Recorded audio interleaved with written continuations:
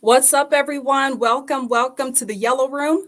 I am Dr. Tameka Ellington, your host of Student Access 101, where we talk about critical conversations in regards to the pursuit of equitable education for our underrepresented students. I'm so excited to be here. This is my very first episode. I've been wanting to do a podcast now for probably about a year or so, but I was just too afraid. I was not sure about what my topic was going to be. And so I put it off. I resisted it. And so I just got to a point where I said, I can only be me. And what I am and who I am as an educator. I am a researcher. I'm an empowerment speaker, and I love everything that's dealing with student advancement and growth. And so it only made sense for me to do a podcast all about student access, all about student growth, all about student empowerment, and the people that work with those students and empower those students. And so before we begin, I actually would like to acknowledge our historically Black colleges and universities. It was just in the news that unfortunately about 20 of them across the country received bomb threats on the eve of Black History Month. So I just want them to know that we love them and that we are praying for them and hoping for their safety. And I'm going to be bringing in my guests. So let's get this thing started. Teisha, can you hear me? Yes. Hi, Dr. Tameka. Hi, how are you? Doing well. How are you? Thank you for having me. Absolutely. Thank you for being with me. And I'm going to read your bio first so everybody can know what an amazing person you are. Andratesha Fritzgerald is the author of Antiracism and Universal Design for Learning, Building. That's right, sweet. That's right. I got it too. Yes, absolutely. Building expressways to success. Winner of the Benjamin Franklin Award from Independent Book Publishers Association. She has worked as a teacher, curriculum specialist, administrator, and director. As an international speaker, presenter, and facilitator, Fitzgerald exhibits audacious perseverance that calls organizations to evolve into inclusive, anti-racist safe zones for all learners. Andratesha is a book nerd, Jeopardy enthusiast, and imagination expert who loves writing and dreaming out loud with her husband, two children, and committed learners who believe in academic success for all. And so that's my kind of lady right there. That's my kind of lady.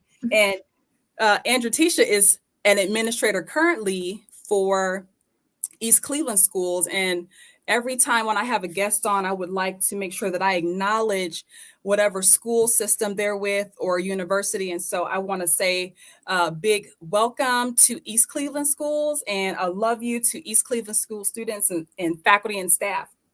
Well, And so, Dr. Tameka, there's been a little change.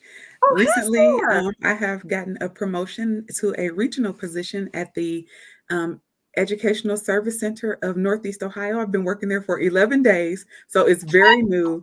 And I am the director of a grant project called Teacher and Student Leadership, where we focus on increasing minority candidates in four districts: East Cleveland, Garfield, Warrensville, and Maple Heights. And so, working with the districts and the curriculum directors, the HR directors, to really look at recruiting, Uh-huh. retention, and promotion to make sure that the staff reflects the students that they actually serve. Ooh, wow. You deserve that right there.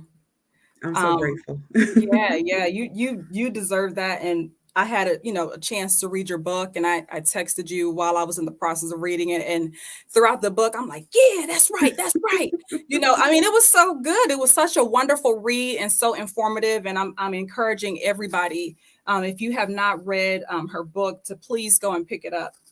And so let's start off by, telling the audience a little bit more about who you are. So I read your bio, but who is Andratesha Fitzgerald?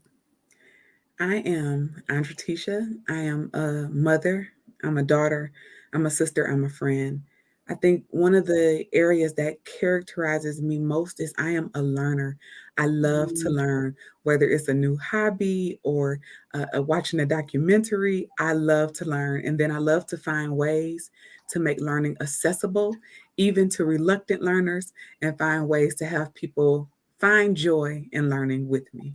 I love that. Did you always know that you wanted to be an educator? Or like how was that path? How did you have that path of discovery? Did you always know?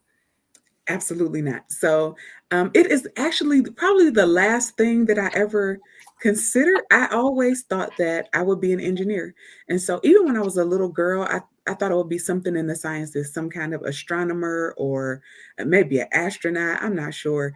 But I've always had a love for science. But Mm, I've always, always, always loved literature as well.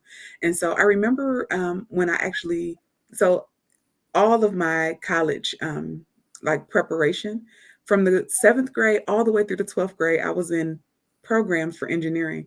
In fact, I had before I even entered college, I did an internship at Polytech, which was at the mm, time a minority owned engineering firm. And mm. so I thought, well, I don't really like this very much. I had the opportunity to help correct drawings for what at that time was the new Windermere Rapid Station. Oh, wow. Wow. And so this was in 1996, and the engineers there brought me in, helped me to learn AutoCAD. I probably don't remember much of it Yeah. very much now, but it was a wonderful experience. But I remember thinking, well, this really can't be all right. I don't feel all the feels. The next Mm, mm. internship I had was at NASA, and I was like, okay, Ooh, if I'm supposed to be an engineer, then this is gonna light my fire. And I yeah. spent a full summer, and I made fantastic money as a college freshman at NASA. Navigating the Advanced Communication Technology satellite. And it Uh-huh. was the first satellite to incorporate voice, data, and information Wow. all in one place. And so I thought, okay, well, I really don't like this. I can do the work. I know how to acquire the telemetry of the Earth stations and make sure that all of the things are a go, but I just don't love it. And true to form, I'm my mama's child. We are perseverant people. And Yeah. so, Yes. true to form, I said, okay, I'm going to give it one more go. And I did an additional internship in the Cleveland State University Chemical Engineering Department. Chemical engineering was my major at the time. And I was in a lab that was doing innovative things with proteins and studying the effects. And I had like a dual internship there, and it just really didn't light my fire. Mm. So I changed my major to English. I love literature.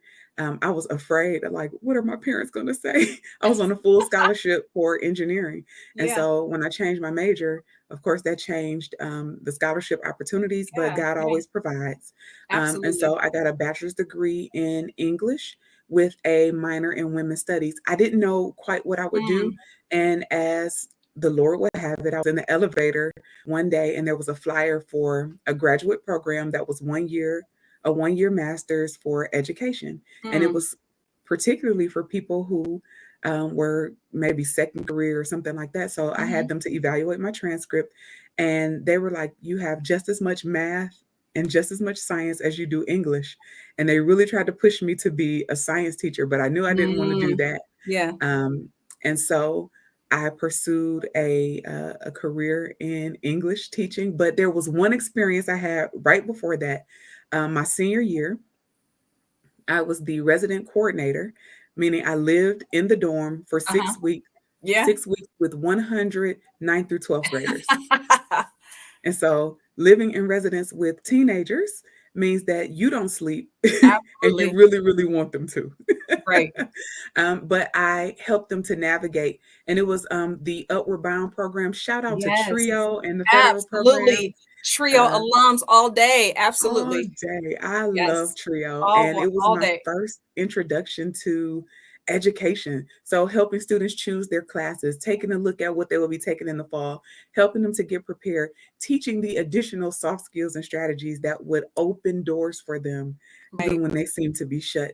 I found such joy in that, and I knew without a shadow of a doubt that I wanted to do something in education. Never Mm. in my Mm. wildest dreams that I imagined teaching, but I found Wow. such joy in opening up reading and writing to students who look like me. So Wow. that was my Wow. journey. Wow. And so you're the author of Anti-Racism and Universal Design for Learning, Building Expressways to Success. And so for those people that don't quite know what anti-racism means and how it applies to student access, can you break that down just a little bit?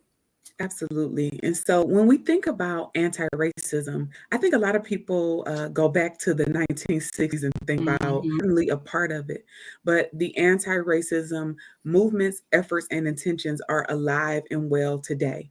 And so my definition of anti-racism is tearing down any barrier that precludes or eliminates access for Black, Brown learners. And when I think about anti racism, I can't help but to be anti oppressionist in my approach. Woo. And so any oppression that exists, to be anti-oppressionist means that I will work actively to tear it down. And one of the Woo. things that my grandmother, Marcia Smith, shared with me when George Floyd was murdered is that each of us are called to activism in different ways. And so Yes. while she is 84 years old, she may not be marching up and down the streets downtown protesting in that way, but her protest looks different. It happens by actually voting, by making Yes. sure she's writing letters to her senator, or maybe just making phone calls to make sure her friends and her cohorts are getting out there to vote. And so that sense of activism is an act of anti-racism. So wherever you see racism popping up and you have influence and you have Woo. ability, Yes, you work absolutely. to tear it down. That Well, is anytime anti-racism. you have a voice, That's right. it's our responsibility to always speak up, and that's something that I've always done throughout my career. Always been very open about any kind of injustice to anyone. So absolutely. So what's universal design for learning? Universal Design for Learning is a framework to give access and support to all learners. And so the term universal design kind of originated in architecture. And so if you think about it, buildings have multiple ways for you to get into the building. So whether it's a ramp or whether Yeah, it's stairs, and if you need to go up and there are no ramps, there's an elevator. So there's right. many ways for people of varying abilities to reach different points. And that universal design was a result of the Americans with Disabilities Act. Yes, Universal yes. Design for Learning has that same kind of passion to make sure that every learner gets to the destination that they choose. And okay, the destination maybe graduation, maybe it is completing a course, but they have multiple ways to get there. And Universal Yes. Design for Learning is a framework that has been around for about 25 years that Mm, combines the very best in brain research about how humans learn. And so there's multiple means of engagement, which means that every learner will have multiple ways to engage with the content, not yeah, just one way, but yeah, multiple ways. And then there's multiple means of representation, which means that they can take this learning in different ways. Maybe it's video, maybe it's poetry, maybe it's a song, maybe yeah, it's through interpretive dance, but different yeah, ways to take it in. And last but not least, multiple means of action and expression, which means when I know it and I'm ready for you to judge it, then I can give it to you more than just one way. Far too right. many of our students, particularly Black and Brown learners, have been judged by just one way of giving out to Mm, show what they know. And yes, if yes, we diversify the ways that our learners can show us what they know, then we would know that there is a gem of brilliance inside, yeah, that the content is understood. And so, Universal Design for Learning just says give options so yeah. that you, as the teacher, can access all of the brilliance that our students have instead of holding them hostage to a one way, one right size, mythical, typical Mm. learner framework. And What I that's love UDL. Wow, what I love about that is that it involves creativity. I'm a creative person, designer by nature, right? I love the creativity of it, and I love the autonomy because it gives students some autonomy and Yes. allows them to learn in a way that best suits them. And so, in your book, you were talking about an experience that you had with your teacher, Mrs. K, and how she allowed you to reinterpret Romeo and Juliet via Dr. Dre's Nothing But a G Thing. Yes. I'm going to tell you, I went to a high school that was predominantly white. And so, Mm, very many of the times, I was always trying to figure out how to package myself so that I would be acceptable to the teacher, get the assignments, get the grades that I needed. I knew that the teacher had something that I needed. So, I tried to find out what they wanted and then give them just that. This mm, was the first time in my high school experience that who I am and what I listen to and what I value was welcome. So here's the deal. So we were reading Romeo and Juliet, and like you shared in my bio, I'm a book nerd. I love Shakespeare, yeah. and so we read through Romeo and Juliet, and then she passed out the assignment for the final. And I looked at the assignment and it had like 9 options on there. And my first question was, do we have to do all of these? Because I will not be happy. But then my eyes kind of zeroed in on an option to create a rap song from the point of view of one of the characters. And you have to just give information from all 5 Yeah, acts. And I'm yeah. like, bet. So my mom, she always would take us to, I don't know what it was called, the music store, and we Okay. got the maxi single. Okay, like not the regular single, but the maxi single of Dr. Dre, Ain't Nothing But a G Thing. So I had the So it had the instrumental, instrumental on there I too, had a right? little Yes. California remix, I had all of these accessible to me. And so if any of you remember the double deck tape recorders where you had Oh to my hit play and gosh. record on one side and then play on the other side. I was able to take what I knew about Romeo and Juliet and turn it into a hot 16, drop it on tape, record it, and turn it in. Now, I wasn't quite sure what the teacher would think, but when she listened to it for the first time, I could tell that she was amazed, not only by my dope rap skills, and anybody who had me in class knows that I will drop a hot 16 in a minute. And just, you might get one. But she was really amazed at the fact that I had taken Romeo and Juliet and turned it into a rap song that was understandable, that was relatable, and that most importantly did not lessen or lower the standard. It actually raised it because it brought in my creativity. And so I was welcome 100% of who I was, my love of hip hop, my love of music, my love of poetry, and my love of Shakespeare. I felt seen, I felt welcomed and validated. Ooh, And the moment for me was when I walked down the hallway and students from the 11th grade class were saying, she played your song for us. Oh my goodness. And wow, some people gave wow, me a hard time. Some people were like, wow. oh, that was good.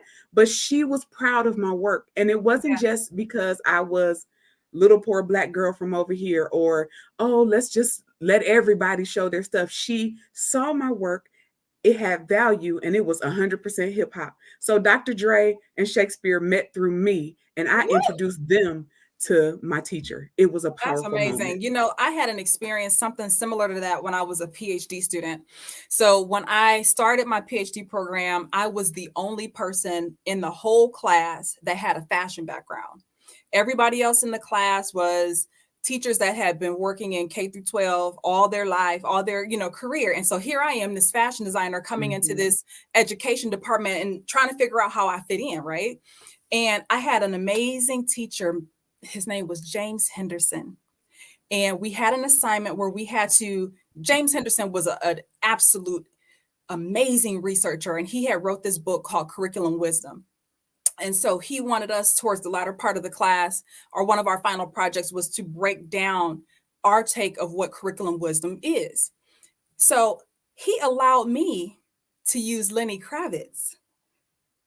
And so back then, I'm sure you probably remember I used to have locks, right? I used to have dreadlocks. Oh, yes. So girl, I had my dreadlocks. I walked in there, I like took the lights down, I played the music, I had incense burning, and I broke that curriculum wisdom down, and they loved it. And what I loved about that is that it allowed me to finally feel like I had a place there, like I Yes, fit in with the rest of absolutely. my classmates. And so I love it. If you miss Dr. Henderson, I miss you. I love you. You were an amazing teacher, and you helped me get through my PhD program. So I appreciate that.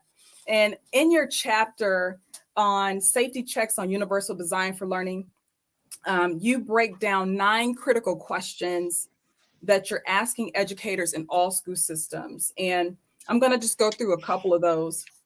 You said, number 1, are Black and Brown voices reflected in the curricular and curricular resources? Number 2, are there Black and Brown people teaching Black and Brown students? And we can just pause right there for a minute, because that is something that has been a struggle for me as an educator for a very long time. As you probably remember, I'm the very first ever African-American professor at Kent State University. And so I was the only Black professor. Still, and to this day, even though I don't work for university anymore, they still don't have another Black professor that replaced me. And so being in a Is that space where just in your department, or is that this is like, in my department, we wow. had like 40 faculty, and I was the only Black professor, Hmm. the only one. Wow. And our like the students, everybody flocked to me because they Mhm. needed to have somebody that looked like them to Mhm. help them get through that program so that they could feel comfortable, right? And so our kids need more diversity in the Yes, faculty. They need more diversity in the administration, right? absolutely. Yes, yes. And this is a you said that this is not only a human resources issue, but it's an anti-racist issue. Can you kind of talk about that for a moment? So many times when colleges or universities, school districts don't have a demographic that matches the what the students look like, they say it's a lack of recruiting, or maybe it's difficult to gain interest from the target market.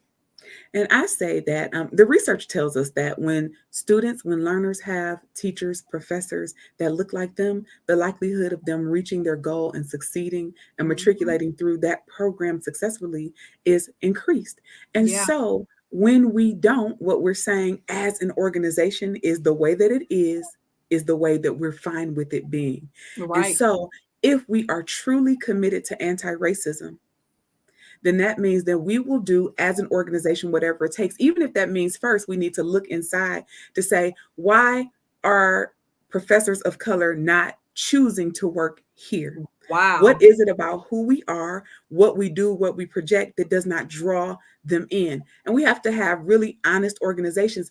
Part of the issue as well, and I talk about honor a lot in this book and what honor looks like Mhm. in action, is Yes. that if the decision making parties are not honoring the Black and Brown professors, colleagues, teachers that they have in the organization, and they're making decisions for them and not with them, then there is going to be an issue and a barrier. If the barrier is internal, then anti racism cannot truly be a value that we uphold. Neither can diversity, which is the more softer word, the Absolutely. way to Mhm. embrace it. So if we are not welcoming 100% of who you are, locks, incense, dark skin, Right. poor, rich, Right. whatever it Right. is, if we do not honor the full of the experience and say, your voice matters, and I'm recruiting your interest, I'm recruiting your voice because it is valuable, then we cannot be an equitable, just, and diverse organization. It will Woo. remain as it is. And so, if we want something different, then we have to operate differently. That means calling ourselves to task first, and then opening the door to hear the voices of those who have the lived experience that will give us the information we need to change. Mm. Deep, girl. Mm. And this brings me to the next part of this. You had asked, does the system value and protect those who speak out against racism, racist jokes, comments, or dichotomous experiences that are different from Black and Brown students and their white counterparts? Now, that is something that I have struggled with. Being at a PWI, Mhm, when people do speak out in many ways, and this is just not at, the PWIs, this is everywhere. mhm. When you speak out, a lot of times there's retaliation, right? And so it's like we have to be able to give people space to voice their opinion so that we can make some change. Absolutely. It's all about whose voices are really invited to the table. Mm-hmm. And then how do we cultivate what we hear when they share their voice? So Right, I found that many times we can make sure that the faces around the table look a little different. But what do we do with the voice once they share it? What do we right, do when there is a dissenting opinion, when there is an experience that is called out, that is 100% totally true based on one person's experience? Is one person being scarred and hurt enough for us to hurt and feel that pain organizationally? Will right, we stand with that person? Will we uplift them and uphold them, and then look at our practices, our barriers, our gatekeeping, our supports? Which right, ones are kept secret? Which ones are placed over there in the special center for fill in the blank? And which ones are universal and available to all students at a tier 1 level? I think that's where we really have to think about anti racism in action. mm, yeah, Who are we helping and supporting? right, Who are we helping to find their own way? Who are we empowering? And then wow, who are we asking to speak? And who are we actually listening to? wow. Wow, you just broke that all the way down. And, one of the things that I loved about the book was that you had an amazing person write the forward for the book. You were able to connect with Samaria Rice, who is the mother of Tamir Rice. For those of you that don't know Tamir, you probably were living under a rock if you don't know who Tamir Rice is, but he was gunned down by the police in 2014. And what was it like working with Samaria Rice?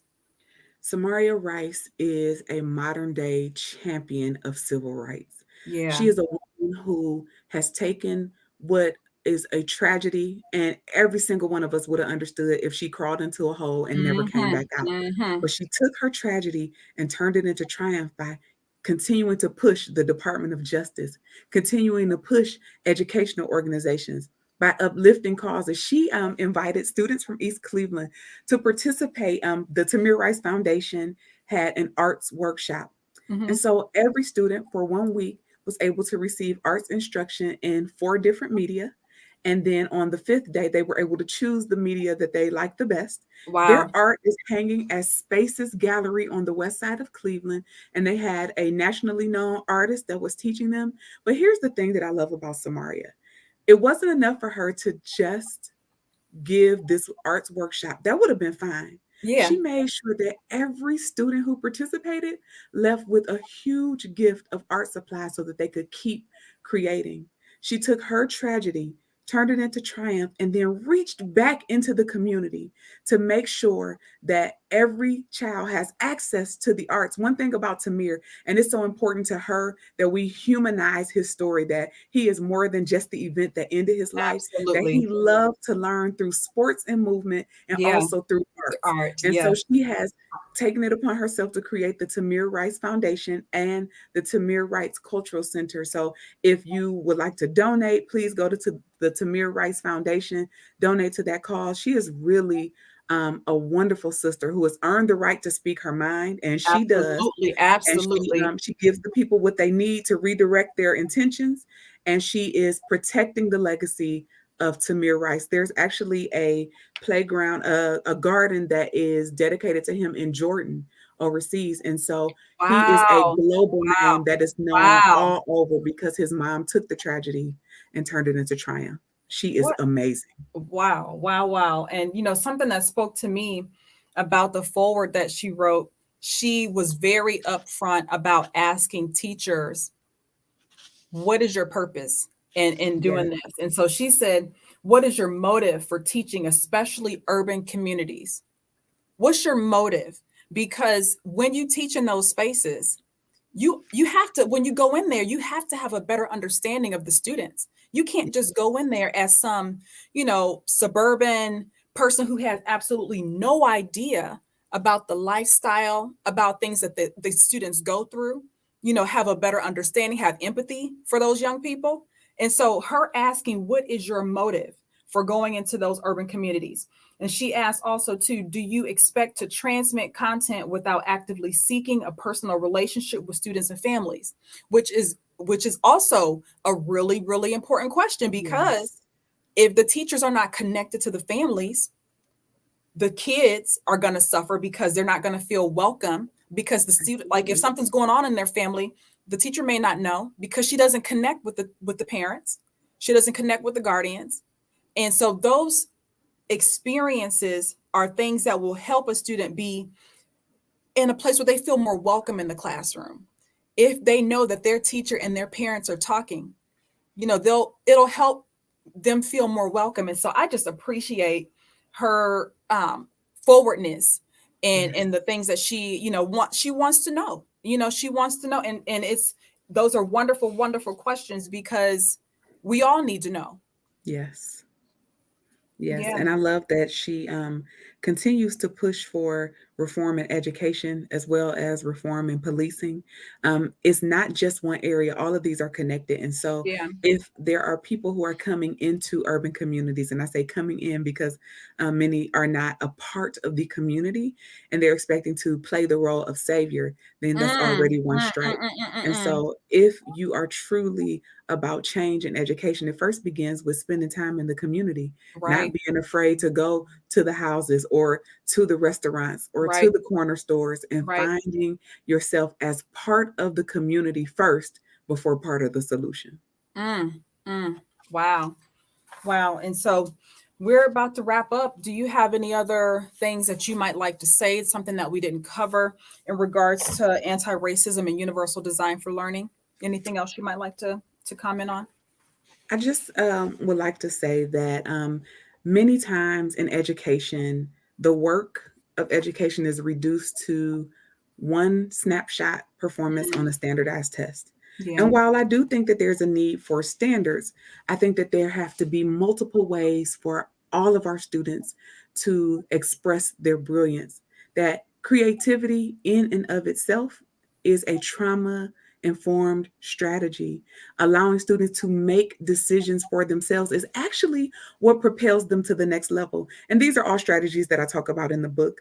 But I just want to read like one small segment Yeah, for please. those of us who are in the struggle, who are fighting each day to change education. For this podcast and this inaugural debut, I just Yes. want to share this. It says, in the book, this is in the conclusion, controversy is born the moment dreamers begin taking action to Mm, invite the marginalized ones into the secret society of success. It takes bravery to dream beyond the locked gates of educational access for all. It takes guts to create environments dedicated to the academic success of Black and Brown children. It mm, takes rebellion to protest the educational status quo by not just believing in an empowering educational journey for every Black and Brown learner, but living it, sharing it, cultivating it, and rebuking everyone who is not striving for it. We have work to do. woo! Every person is an activist. And so I'm just hopeful that this podcast will light the fire under each person Yes, to hear, what can I absolutely. do? Not what's wrong, not Right. what they need to do, but Right. what can I do to break down those barriers, break down those walls, and truly bring student access to every learner so that they can make decisions for themselves, govern their best outcomes, and learn some kickboxing moves to tear down barriers Woo! on their own. I love that. Oh my gosh. That just put me back in the reflection of what it was like for me being a professor. That's one thing that I miss is having the opportunity to fight for our students. And I see in the comments, one of my students is on here, Julian Randall. Hi, Julian. I love you. But I was a fighter for those kids, and I fought for my faculty colleagues. And it was something that I just knew that I had to do. It was something that I could not allow, like anything that's not dealing with integrity. If there's not love and integrity wrapped in it, I'm going to say something, That's right. and that's how everybody should be, right? You should always speak up. But how can people get in touch with you? How can they get your book? So if you go to, I have a special discount code for your listeners. Oh, And so if right. you go to CAST Publishing, that's CAST Publishing.com, and put in the code ARUDL, that's Anti-Racist Universal Design for Learning, ARUDL 22, it takes 20% off your whole cart. And the Nice. name of the book is Anti-Racism and Universal Design for Learning. Please go to my website, that's buildingblocksofbrilliance.com, buildingblocksofbrilliance.com. You can sign up for my email list. You can find all my social media there, and I would love to connect. Awesome. Awesome. Thank you so much, sweetheart. Thank you for being my inaugural guest. I love you so much, my sister, and I appreciate you. I Thank love you. Thank you you. for chasing your dreams. Thank you. Have a good night, sweetie. Good night. And so we're going to be ending in just a moment. But before we do, I have a segment of the podcast that I would like to do where I kind of break down a little bit of the research. As I said before, I'm an educator, I'm a researcher, and I don't want you all to just take our word for it, but there is research backing up what Andratesha and I were saying. And so if you haven't heard about the research, please take a look. There are amazing researchers out in the industry that are working to better the situation for students. And so I put the information across the bottom where I got the research from. So this is the name of the title of the article, as well as the author for the article. So if you're more interested in it, you can find it for yourself. But the research has established that campus racial climate that is receptive to the minoritized culture increases the identity and eventually the sense of belonging and academic success. And that's something that Andratesha and I were talking about, that the students have to feel as though they belong. That is so, so, so important. These studies support the importance of courtesy, campus racial climate on Black students' development of sense of belonging and improve academic achievement in schools. Courtesy meaning spaces where teachers are more aware and understanding of Black cultures, will allow for them to make better connections with their students. In cases where teachers are not courteous, the data discusses that students have adverse experiences towards their teachers, which would result in students not feeling welcome, which then eventually will lead to poor academic performance. According to the United States Department of Education, across the nation, only 6.5% of our teachers are Black. Only 9% are Hispanic. Only 2% are Asian. And of course, our Native faculty and staff make up even less percent than that. 80%, the majority of teachers in the United States, 80% are white teachers. And so it's so important that they have a better understanding of what it is our students need and how to support them so that they can be successful. And I will end with this. And I would like to also tell you that the episode was brought to you all from Be the Goat, my book. It's available on Amazon. You all can connect and get it there. Be the Goat, Career Readiness Manual for First Generation Students and Young Professionals, available on Amazon. And everyone who is watching, if you've enjoyed this podcast, please subscribe. Please like on Facebook, LinkedIn, and YouTube. We can together change the trajectory of equitable education for our underrepresented students. And always remember, let's empower and educate, because there's no success without student access. Have a good night, everybody.